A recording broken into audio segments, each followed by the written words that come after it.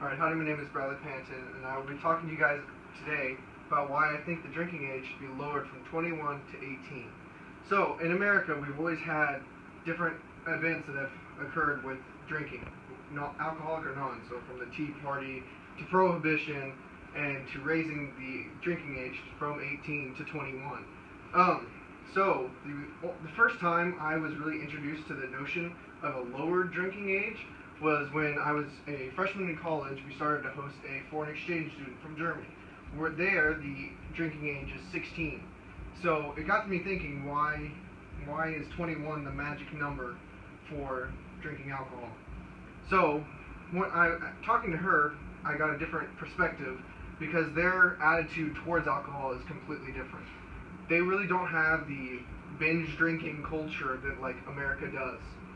Part of that is fostered by the age being so low of 16 that their parents are allowed to, while they're still in the home, get to foster good drinking habits, and they are able to try it out while they don't have any other responsibilities, and their parents can be overwatching them so that they have a good basis and first experience with alcohol, unlike a lot of teenage Americans that have to hide and go binge drink and then get sick and drunk drive and get in a bunch of accidents.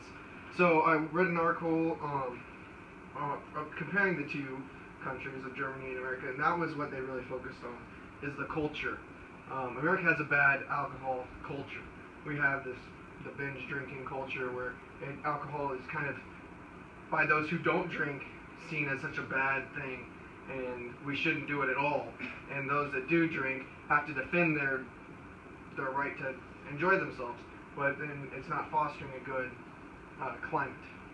So one of the differences in the laws in the different countries. So in America, there's very strict laws so that make you have to completely avoid alcohol before you're at the magic age of 21. You can't be around it. You can't even be standing next to it. If you're next to it and you're at a party, even if you're not partaking in drinking, then you get in trouble even if you haven't taken a sip of the alcohol. In Germany, it's not that way. It's much more fluid and understanding that alcohol is not a bad thing if you know how to use it and drink it responsibly.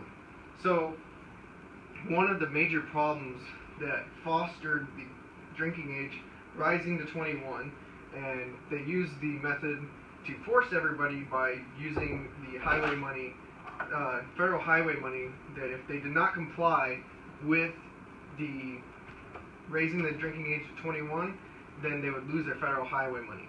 So the major problem was that the different states had different ages. For some of them were at 18, some of them were at 21. So that fostered a culture where kids that were 18 could go from one state to the next, drink alcohol, but then they had to find some way to get home. And there was a huge increase in motor vehicle crashes from people getting drunk, and then driving back home to the state where they couldn't legally drink.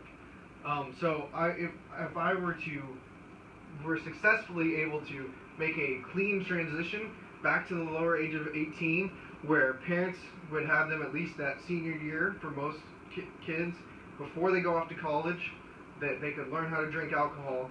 If we make a swift move to the transition to being 18, we could mitigate all those problems where there's different states have different policies, and we could start to change the drinking culture in America where it wouldn't be seen as such a bad thing, and that we could be more responsible with the way we consume alcohol and teach our kids before they get to college and are off on their own and have to figure it out by themselves.